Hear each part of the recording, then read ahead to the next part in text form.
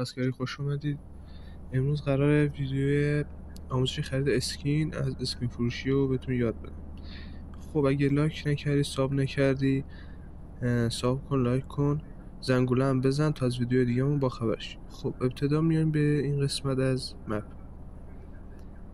به این قسمت دو تا فروشگاه داره برای لباس. به اینجا که اومدید دقت بکنید که اینجاست. میرین رو فلش وای میسید، اینتر رو میزنی، وارد میشید.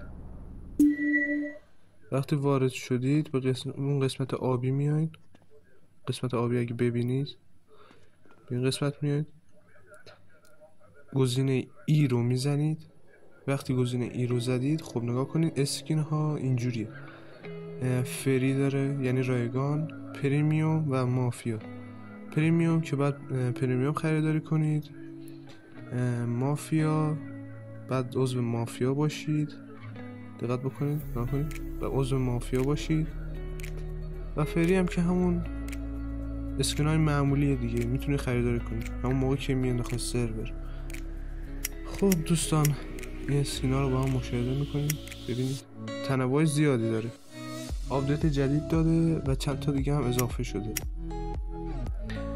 خب چند تاشو با هم میبینیم.